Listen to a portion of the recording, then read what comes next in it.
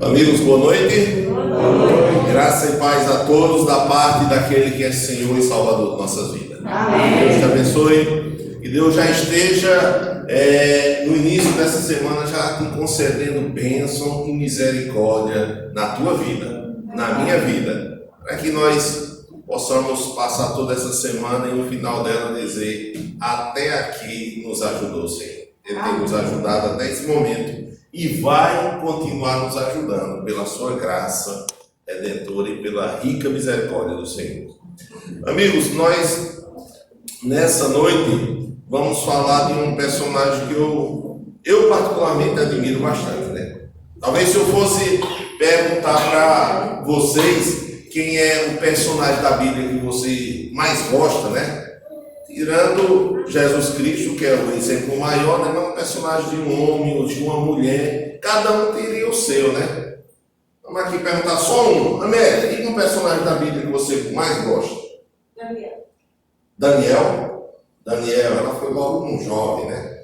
Mas um jovem que depois passou toda a sua vida dedicada ao Senhor. Um jovem de exemplo maravilhoso, né? Mas cada um tem o seu, né? Tem gente que tem mais de um, tem gente que tem uma coleção, uma lista, né, de pessoas maravilhosas, de pessoas que enchem os nossos olhos quando nós estudamos a sua história e vemos a sua fidelidade, o seu amor e a sua dedicação a esse Cristo maravilhoso. Eu particularmente também gosto de vários, mas eu tenho em especial um que é Moisés. Por que eu gosto tanto de Moisés? Por alguns aspectos. Moisés, ele é considerado o Cristo do Antigo Testamento. Moisés é um exemplo de Cristo. Moisés não é Cristo, mas é um exemplo de Cristo, um exemplo de libertador, um exemplo de líder, um exemplo de mansidão. Moisés tem várias coisas que me encantam na vida de Moisés. Quando eu falo de liderança, pelo fato de a gente estar envolvido também em liderança de igreja, você aprende muito com a história de Moisés. Por exemplo, de humildade. E hoje nós vamos falar um pouquinho sobre Moisés. Nós vamos falar sobre 4 aspectos vitais na vida de Moisés. Desses 4 aspectos, nós vamos tirar 3 que envolvem diretamente Moisés, e o primeiro envolve a família de Moisés. Como é relacionado à vida de Moisés, esses 4 aspectos têm um simbolismo, um significado todo especial para mim e para você. E nós esperamos que pelo poder do Espírito Santo a palavra de Deus se encontre morada no teu coração nessa noite, porque Ele quer falar coisas importantes através desses aspectos vitais da vida de Moisés. Abram sua Bíblia no livro de Hebreus, onde nós encontramos ali a galeria da fé. Hebreus capítulo 11. E vamos discernir aí nesses aspectos vitais da vida de Moisés, o que tem a ver com a minha vida, o que eu posso colocar como exemplo para ser seguido também. Hebreus capítulo 11. Já fica mais próximo do final da Bíblia, ali perto de Tiago.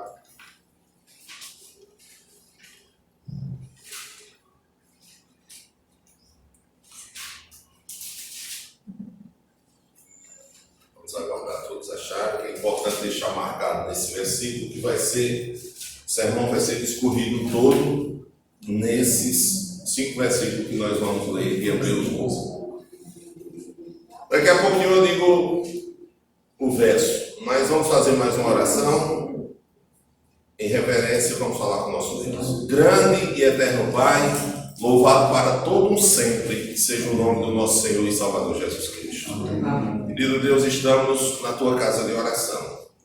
E nesse momento nós queremos ouvir a tua voz de forma poderosa.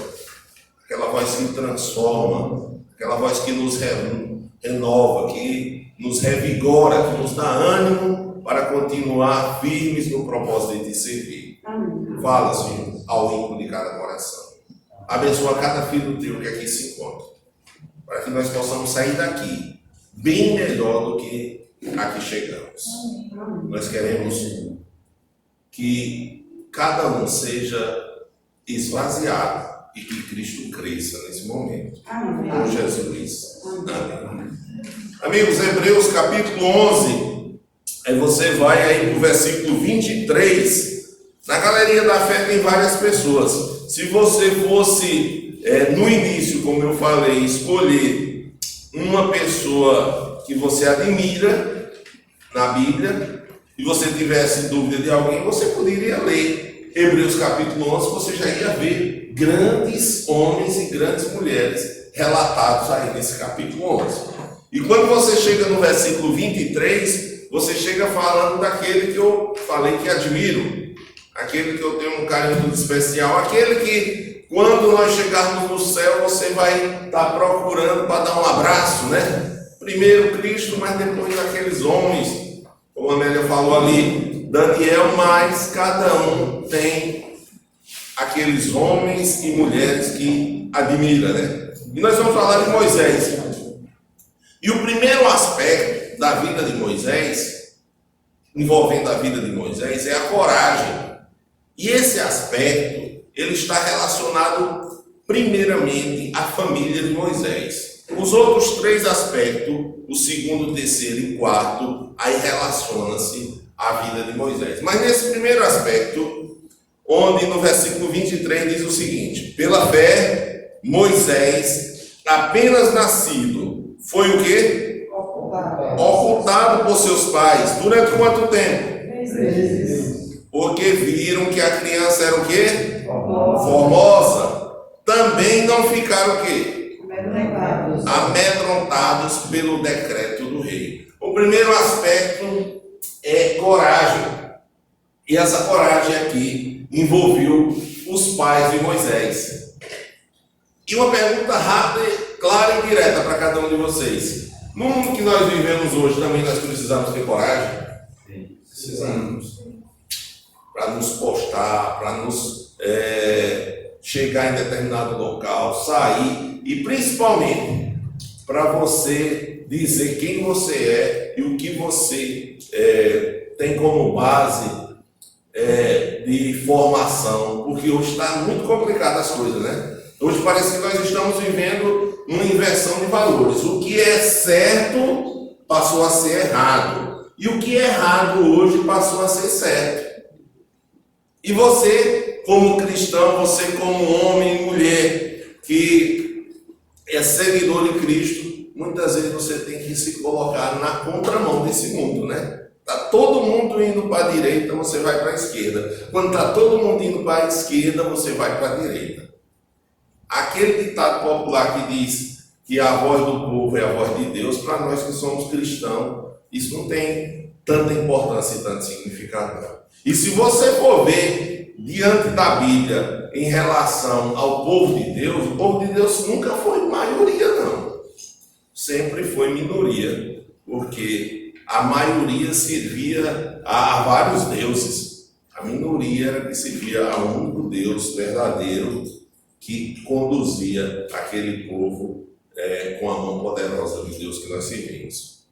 E você precisa ter coragem. Você veja que nesse versículo 23, os pais de Moisés tiveram que se posicionar de uma forma contrária ao decreto do rei. Qual era o decreto do rei? Do faraó egípcio? Que toda criança que nascesse do sexo masculino tinha que ser sacrificada. Por que ser sacrificada? Porque os hebreus estavam ali no Egito já há muitos anos e a população dos hebreus estava crescendo muito, que para os egípcios, entre aspas, aquilo estava sendo bom, porque eles tinham a mão de obra escrava, pegavam os hebreus para trabalhar de forma escrava, mas só que o rei começou a ver de uma outra forma. Esse povo está crescendo muito, está nascendo mais homem do que mulher, e se esse povo se levantar e se rebelar, nós vamos ter dificuldade, nós vamos ter problemas. Então, o faraó egípcio teve para ele e para o seu povo uma brilhante ideia. A partir de hoje, toda criança hebreia que nascer, se for mulher, vive, se for homem, tem que ser sacrificado. E Moisés nasceu justamente nesse contexto. E os pais tiveram que se posicionar. Esconderam a criança por 3 meses. A Bíblia até fala uma característica de Moisés. Moisés era formoso, era bonito, né? Então, veja bem, a Bíblia diz que ele era bonito, era formoso, mas a questão não estava aí. A questão estava que os pais queriam preservar a vida do seu filho. E sabe, você só vai entender a dimensão do amor de um pai pelo filho quando você for pai, quando você for mãe, que aí você vai ver o tanto que os pais estão dispostos a sacrificar até mesmo suas vidas pelos seus filhos. Aquele que é verdadeiramente pai, aquele que é verdadeiramente mãe, né? Porque tem algumas pessoas que hoje, infelizmente, no mundo que nós estamos vivendo, só tem o nome de pai e mãe, mas abandonam os filhos com muita facilidade. Mas nesse contexto, você veja que a coragem deles prevaleceu. Eles enfrentaram o rei, ocultando a criança, não tendo medo de ser descoberto e o faraó mandar matar tanto o pai como a mãe de Moisés por ter ido de encontro ao decreto do rei.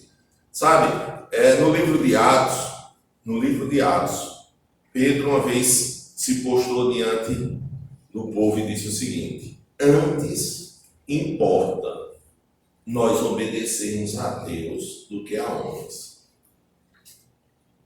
A Bíblia diz que nós devemos ser sujeitos à autoridade do mundo, mas desde que a autoridade do mundo ela não esteja em oposição com a autoridade de Deus. Se ela vir em oposição à autoridade de Deus, você tem que se colocar diante de Deus e suplicar a Deus que te dê força para que você seja sujeito somente à autoridade de Deus. Mas hoje nós vivemos num mundo que tudo é relativo, as pessoas hoje servem a Deus, amanhã não quer mais servir, e fica aquela história de querer ir com a maioria. E eu acabei de falar no instante que a maioria não é parâmetro para nós que somos adventistas do sétimo dia discernir o que é certo e o que é errado. Não. O que é certo e o que é errado é baseado para nós no assim diz o Senhor, no que está registrado na Bíblia. E você veja que para isso você tem que ter coragem em todos os momentos. Tem que ter coragem em todos os momentos para estar decidindo o que é certo e o que é errado. Esse primeiro aspecto envolveu aí a mãe de Moisés, envolveu o pai de Moisés, mas a partir do segundo aspecto começa a envolver a própria vida de Moisés. E o segundo aspecto é a questão das escolhas.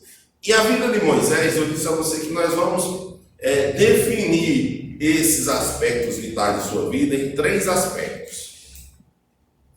Primeiro é escolha, segundo o opróbrio de Cristo e o terceiro é visão. E a vida de Moisés, biblicamente falando, ela também é dividida em 3 períodos. Quantos anos Moisés viveu aqui na terra? Vocês sabem? Diga aí, Jorge. Quer nem chutar? Chute não, senão você vai. Ninguém sabe, eu vou dizer. Moisés viveu 120 anos aqui na terra. Está relatado no livro de Deuteronômio. Com 120 anos, Moisés, a Bíblia diz ali em Deuteronômio, que não abateu o vigor, os olhos de Moisés estavam perfeitos, ele enxergava muito bem, né? Estou vendo o irmão de óculos ali, e eu não uso óculos não, eu vou aumentando o número da letra da Bíblia, né? Minha letra era bem pequenininha, e o problema está na letra da Bíblia. Eu peguei uma Bíblia, letra gigante aqui. Mas veja que hoje, no mundo que nós estamos vivendo, né, é muito difícil a pessoa chegar a uma determinada idade e não ter que usar óculos, né, porque o pecado está terrível. Mas Moisés, com 120 anos, não abateu o vigor. Moisés estava pleno de suas faculdades. Moisés enxergava muito bem. E foi naquele momento que Deus leva ele para o cume de cima e lá mostra toda a Canaã, as maravilhas de Canaã, e diz: Moisés, agora você, depois que você viu tudo isso, o que é que você acha, Moisés? Que maravilha! Vou, enfim, desfrutar e descansar com o meu povo aí, na Canaã. Aí Deus disse para Moisés: realmente, Moisés, é uma maravilha, mas você vai descansar nos meus braços aqui. Você não vai entrar na Canaã terrestre. E Moisés dormiu ali nos braços do Senhor. Mas a Bíblia diz que ele não entrou na Canaã terrestre, mas ele entrou aonde? Celestial. Na Canaã celestial. Na Canaã celestial. Que coisa maravilhosa. Mas aí, por que eu fiz esse contraponto aí de falar a idade de Moisés, 120 anos? Exatamente para que nós pudéssemos dividir esses 120 anos por 3, para a gente falar desses 3 aspectos. O primeiro aspecto vai aí até os 40 anos. E até 40 anos Moisés vivia onde? No Egito. Quando Moisés completa 40 anos, veja o que foi que aconteceu no versículo 24 e 25. Pela fé, Moisés, quando já homem feito, recusou ser chamado filho da filha de quem?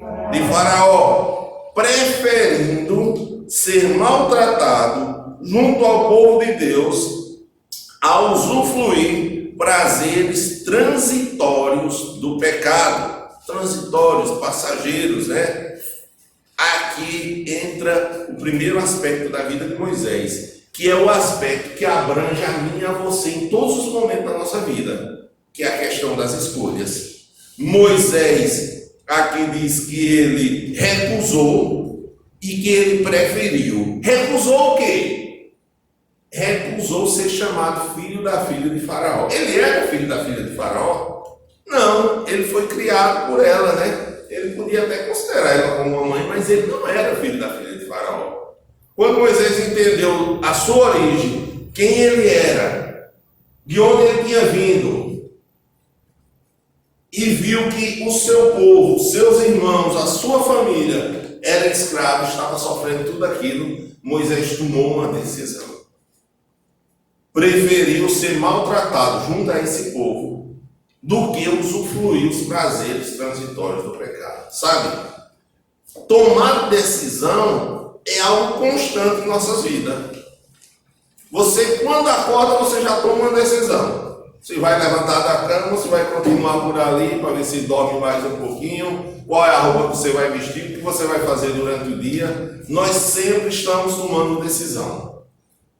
Sempre estamos fazendo escolha. E existe uma frase muito bonita que eu vi uma vez, que o homem e a mulher nada mais são, no final das suas vidas, do que o somatório das escolhas que eles têm tomado durante todo o percurso de vida. As escolhas que nós tomamos determinam para onde nós estamos indo. As escolhas que nós tomamos determina quem somos nós. Lembra daquela frase tradicional que as pessoas dizem: quem anda com porcos, farelo come, alfarrobas, lavagem, né? Tem algo. Então é uma questão de escolha. É por isso que no Salmos 1 diz: não vos assentei na roda dos escarnecedores, né? Já para que você tome uma decisão de escolher bem os seus amigos, escolher bem as pessoas que você anda, escolher bem os locais que você frequenta. Aqui nós chegamos num momento ímpar da vida de Moisés. Moisés completa 40 anos, o primeiro ciclo da sua vida. A Bíblia diz que ele já era um homem feito, com 40 anos, já é um homem feito, um homem que tinha estudado toda a ciência, todas as estratégias de guerra do Egito, um homem de uma inteligência ímpar. Mas foi nesse momento que Moisés teve que tomar uma das decisões mais difíceis da sua vida, que foi abandonar as regalias, abandonar as benéficas do Egito para passar a viver como um hebreu. E o hebreu, como era que o hebreu vivia? Era um escravo, sofria, era maltratado, mas Moisés preferiu tudo isso. Eu me lembro que em Floresta, no ano de 97, quando eu me batizei, eu tinha muitos amigos, né? Muitos amigos, entre aspas, né? Que quando você não conhece a Cristo, as pessoas, todo mundo se acha amigo, se achega, né? Hoje, para você dizer que tem amigo, você tem que contar no dedo da mão, e às vezes é uma mão só, não precisa duas, não, uma já dá para resolver. Mas por que eu tinha tantos amigos? Sempre trabalhei, eu sempre busquei eu já estava no serviço público, né? Eu entrei no ano de 92, já tinha 5 anos de servidor público do Estado, né? Tinha meu salário. E esses muitos amigos, final de semana, geralmente eu chamava para casa e nós iríamos lá. E aí eu comprava carro, comprava bebida e não faltava amigo em casa, né? Não faltava amigo em casa. Agora, você chama para vir para uma igreja para ver, aí esses amigos começam a escorrer pela mão. E em 97, graças a Deus, eu tive que tomar uma decisão. Ou eu ficava com meus amigos, ou eu ficava com Cristo. Eu preferi ficar com Cristo. Amém. Eu preferi ficar com Cristo. E sabe, ficar com Cristo às vezes era abandonar algumas coisas. Eu me lembro, não sei se Lucélia lembra, Lucélia nasceu em 96, era muito pequena, não lembra, mas em 97, quando eu me batizei, um dos maiores orgulhos que eu tinha era quando eu abri a porta de minha casa, aí tinha uma estante de madeira fina, muito bonita, e na parte de cima da estante ela tinha um vidro, que era um vidro arredondado, de 2 partes assim, você tinha 2 pinos, você abria assim, era um negócio muito bonito, que era o bar da estante. E para mim era o meu orgulho, né? Porque como eu trabalhava no Estado, né? Eu viajava bastante, aí eu chegava em determinados lugares e eu comprava algumas bebidas raras, né? Que eu não encontrava na minha cidade, né? Minha cidade, para chegar a Coca-Cola foi um problema, né? E ainda bem que demorou muito, que aí eu não cheguei nem me viciar em Coca-Cola, né? Mas a questão da bebida, aquilo me atraía. Eu me lembro que quando eu viajava para o Recife, eu sempre comprava algumas miniaturas de bebida, né?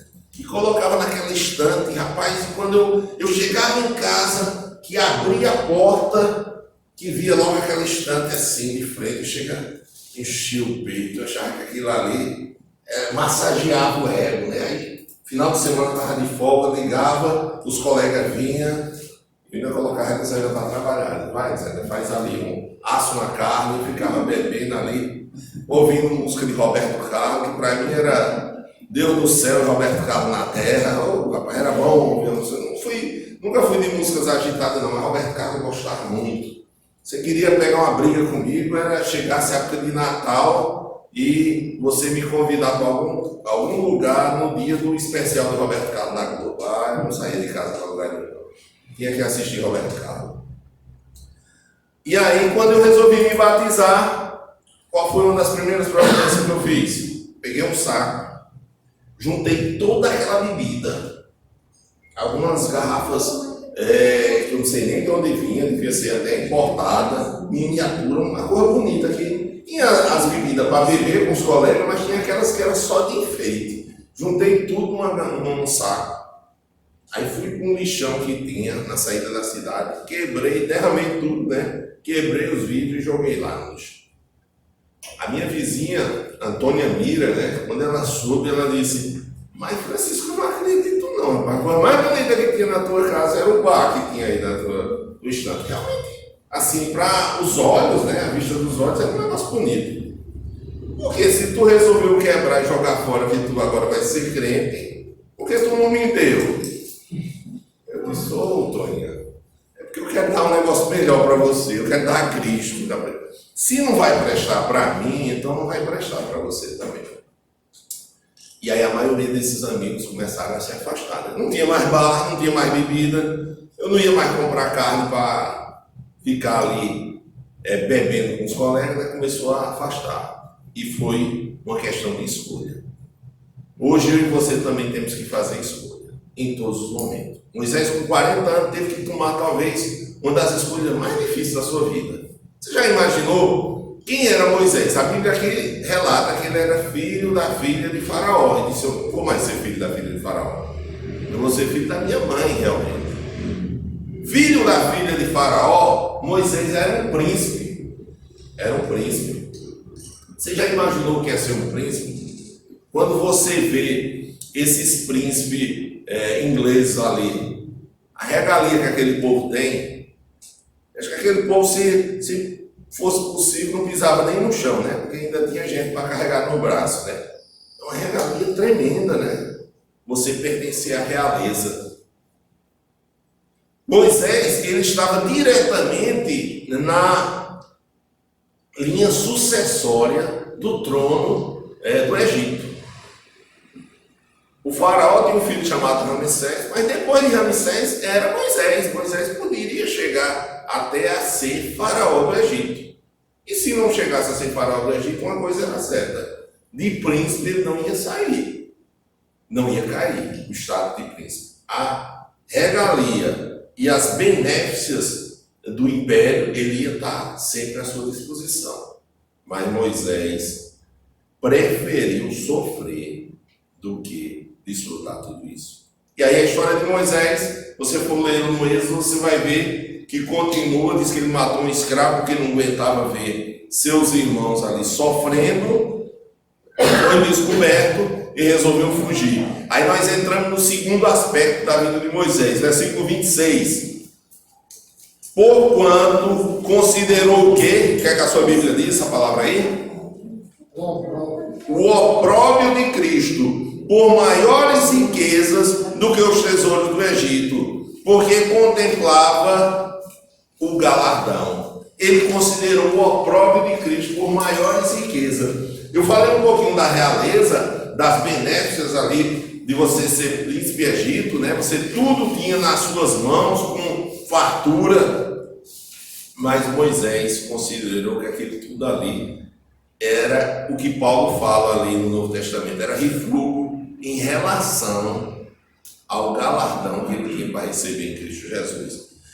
Deixe marcado aí, mas vá para 1 Coríntios, nós vamos voltar para Hebreus, mas vá para 1 Coríntios 15, 19. Vou ler só esse versículo de 1 Coríntios 15, 19, e nós voltamos novamente para Hebreus 11. 1 Coríntios, capítulo 15, 19. Presta atenção o que diz aqui. Amém? 15, deixa o irmãozinho ali achar. 15, 19. Você voltando um pouco aí, irmão, você vai encontrar 1 Coríntios. Achou? 15, 19. Diz o seguinte: se a nossa esperança em Cristo se limita a apenas essa vida, somos os mais infelizes de todos os homens.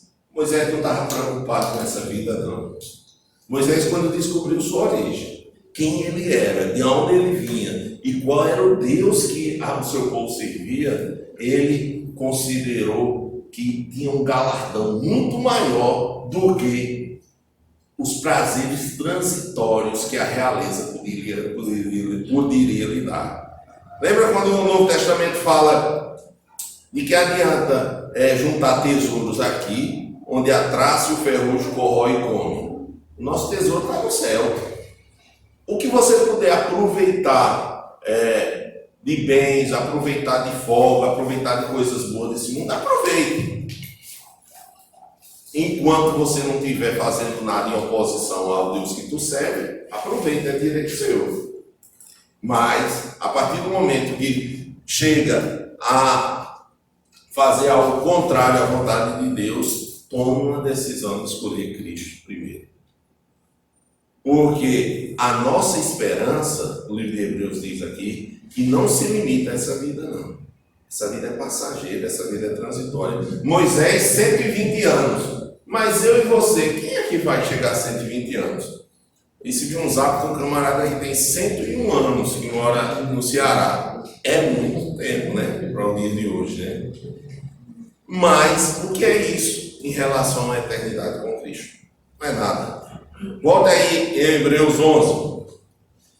Moisés considerou o opróbrio de Cristo. Sabe o que é opróbrio? O que significa opróbrio? Opróbrio significa vergonha extrema. Vergonha extrema. A vergonha extrema que Cristo passou. Que Cristo não tinha passado ainda na época de Moisés, mas Moisés sabia que o Redentor dele iria vir. que o Redentor dele iria morrer por ele, que o Redentor dele ia sofrer todo o peso do pecado, e Moisés considerou isso, antes mesmo que Cristo viesse. E eu e você, que já sabemos a história, que conhecemos a história, o que Cristo fez por nós, todo o sofrimento que Cristo passou, será que nós estamos considerando esse opróbrio? Sabe, uma das coisas que eu reporto como um dos males terríveis no caráter humano é a ingratidão, né? Ingratidão é algo terrível. Imagina uma pessoa que te ajuda, uma pessoa que faz sempre o bem para você e você sempre faz o mal, sempre vira as costas. Uma pessoa que, quando você diz, me ajude aqui, ele sempre está disposto a lhe ajudar. No entanto, quando essa pessoa pede sua ajuda, você vira as costas. E aí, quando você vê o opróbrio, a vergonha de Cristo, é por isso que a Bíblia ela diz o seguinte: como nós podemos deixar de amar aquele que tanto nos ama? Nós o amamos porque ele nos amou primeiro. A Bíblia diz mais: o amor de Cristo nos constrange. É impossível você ter um encontro com esse amor e não ficar constrangido, não ficar sensibilizado. Porque o que ele fez por mim e por você, ninguém poderia fazer. Nem os anjos poderiam fazer. Nem os anjos. Morrer por uma pessoa boa, pode ser que alguém se aventure a morrer. Mas morrer por pessoas ruins, por pecadores. E quando você vê o Cristo lá na cruz, nas suas últimas palavras, ele profere algo que me deixa altamente sensibilizado. Ele diz: Pai, perdoa-lhes, porque não sabem o que fazem. Esse é um amor que a gente não consegue dimensionar. Moisés considerou tudo isso. Meu Redentor vai vir e vai passar todo um sofrimento por mim. O opróbrio de Cristo tem que sensibilizar a minha e a tua vida. O Espírito de Profecia fala, a escritora americana Ellen White, que faríamos bem se todo dia a gente meditasse na vida de Cristo, no seu sacrifício por nós, para que nós pudéssemos ser menos ingratos e considerar aquele que tanto fez por nós e tão pouco ele pede para que nós possamos fazer por ele. Pronto, aí foi o segundo aspecto, ele considerando o opróbrio de Cristo, Moisés naquela trajetória no deserto ali, onde ele chegou na cidade de Midian, e ele atinge aí 80 anos, quando ele tem um encontro com Deus na sarça ardente. E aí, a outra virada de sua vida, quando nós chegamos no terceiro e último aspecto, que é o aspecto da visão. Versículo 27. Pela fé, ele abandonou o Egito, não ficando amedrontado com a cólera do rei.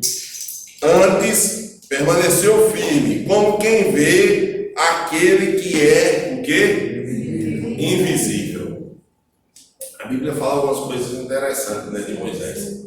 A Bíblia fala que ele foi o último profeta, ou único, da sua época para cá, que falava com Deus frente a frente, face a face, né?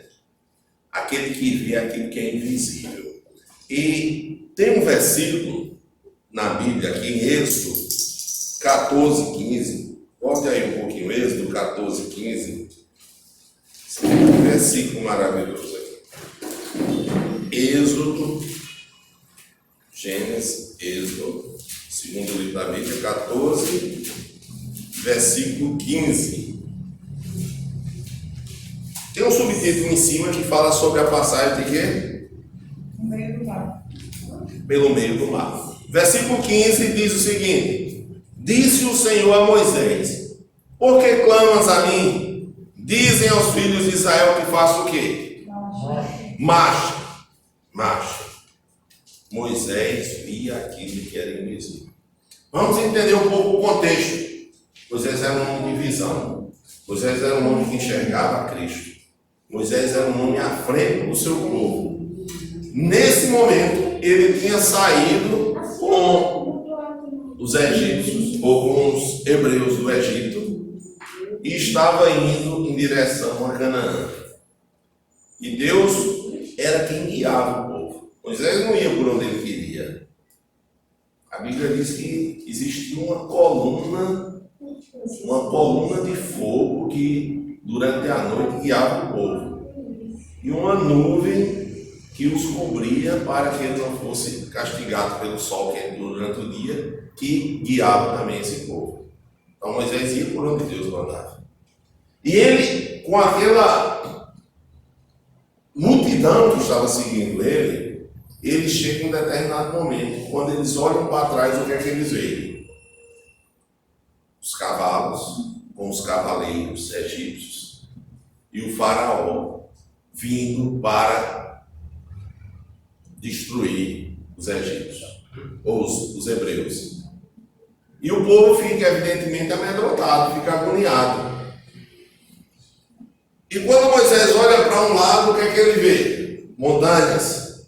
Olha para o outro lado, o que é que ele vê? Montanhas. Olha para frente, o que vê? O mar vermelho. E para trás, o exército egípcio. E aqui o versículo diz que Deus fala para Moisés: não se preocupe não, não precisa mais clamar a mim não. Diga simplesmente a Israel que marche. Marche é uma palavra que você usa até no dicionário de estratégia militar de exército. E quando você diz marche, para onde ele está apontado, ele continua seguindo. Eles marche, vão para frente. Mas para frente ia sair no mar. Ele se vai para frente, marche. Ninguém entendeu, ninguém compreendeu. Mas Moisés era um homem de visão. Moisés era um homem que enxergava um galardão. Moisés era um homem que estava à frente do seu povo. Moisés era um homem que abandonou as coisas transitórias porque ele almejava a eternidade. E ele marchou com aquele povo. E Deus abriu o mar e o povo passou. Foi Moisés que abriu? Não. Foi Deus. Mas Moisés, pela fé, ele conduziu esse povo. Ele era um homem de visão. Ele era um homem grato. Moisés era um homem que a preocupação dele não era agradar o ser humano, não. Era agradar a Deus, fazer a vontade de Deus. E sabe, a vontade de Deus parece, em dados momentos da nossa vida, que é algo complicado demais, né? Você está de frente com o mar e Deus diz, marche. Mas Senhor, como é que eu vou marchar para o mar? Eu não sei como, mas se Deus está mandando, faça. Hoje nós temos tanta facilidade de obedecer às pessoas, né? E temos dificuldade de obedecer a Deus. E aí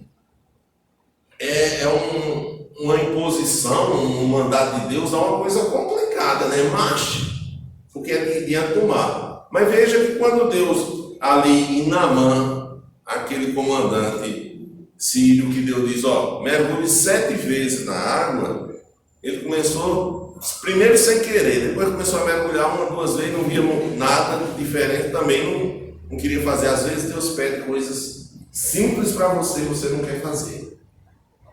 E se você não faz uma coisa simples, que virá uma coisa complicada, meu Deus querido. É por isso que muitos de nós, Deus vai poupar e vai permitir que descanse, porque não estamos preparados para as grandes tribulações que vão vir por aí, né? Que Deus nos prepare, que Deus faça que esses aspectos de Moisés, da vida de Moisés, sejam uma constante na minha e na tua vida. Coragem, escolha pelo que é certo.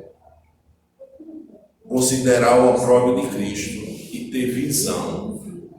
Não enxergue isso aqui não, porque isso aqui é passageiro, isso aqui é transitório. É por isso que Paulo escreveu em Coríntios: se a nossa vida se limitar só a isso aqui, nós somos os mais miseráveis pecadores. A nossa vida se limita a uma mansão celestial, que pela fé e pela graça de Cristo, eu tenho certeza que em breve nós vamos estar lá. Estar lá com os nossos entes queridos que já dormiram no Senhor. Estar lá com as pessoas que você deu estudo bíblico, com as pessoas que você falou do amor de Cristo. Porque essas pessoas, tua família, você que está andando nesse caminho, não se preocupe. Não se preocupe, porque isso aqui, é como a Bíblia falou, é transitório e passageiro. O que importa é o que está ali relatado nos evangelhos. Antes importa para nós. O que é que importa? Perder os prazeres desse mundo ou perder a salvação? Antes importa nós ganharmos a nossa salvação. Isso é mais importante. Que Deus te abençoe. Deus abençoe a cada um de vocês. Que dê uma semana de vitória, uma semana de poder, uma semana de coragem, uma semana de considerar que Cristo é a coisa melhor que você tem na vida. Considere o opróbrio dele e não perca a visão do céu. Esteja sempre com a visão do céu. O Paulo vai cantar. Enquanto o Paulo canta, você vai meditando: Senhor, eu preciso melhorar mais nesse aspecto. No aspecto da coragem, talvez. No aspecto das escolhas, talvez no aspecto de considerar o que Cristo fez e faz para a minha vida, ou no aspecto da visão. Por nada eu estou perdendo a visão do céu e concentrando muito minhas forças aqui nesse mundo. Suas forças têm que estar concentradas nas mansões celestiais. Que Deus te abençoe. Quando ele terminar de cantar, vamos ficar em pé e agradecer a Deus por esse momento.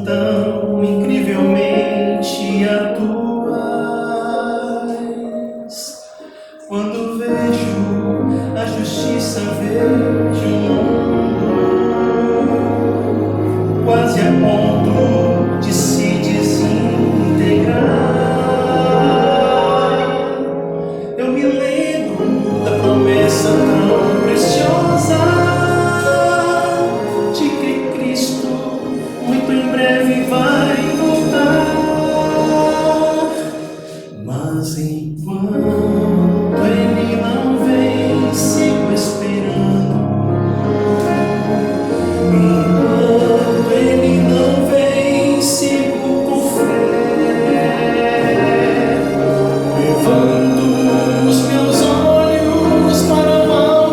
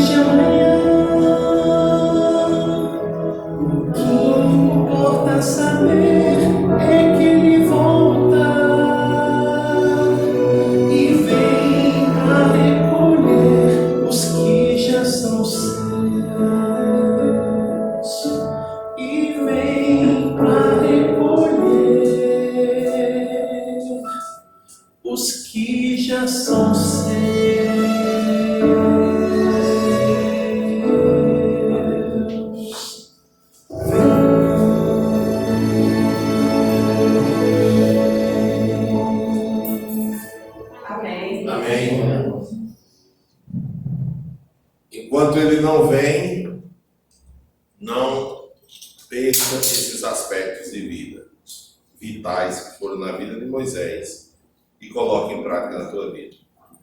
Seja homem e mulheres corajosos de se postar e dizer: eu sou cristão. Não tenha medo de dizer que é cristão. Não perca a oportunidade de tomar as escolhas ao lado de Cristo. Sempre se posicione ao lado de Cristo. É melhor sofrer com Cristo do que sofrer longe de Cristo. E considere o sofrimento dele, o opróbrio, a vergonha que ele passou por mim, por você. Era eu e era você que era para estar lá, naquela cruz. Mas ele pagou o preço no nosso lugar. E por fim, não perca a visão do céu. Isso aqui é transitório, isso aqui é passageiro.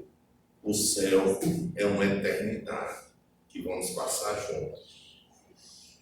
Aonde Apocalipse diz: sem sofrimento, sem dor, sem angústia, sem choro, sem morte.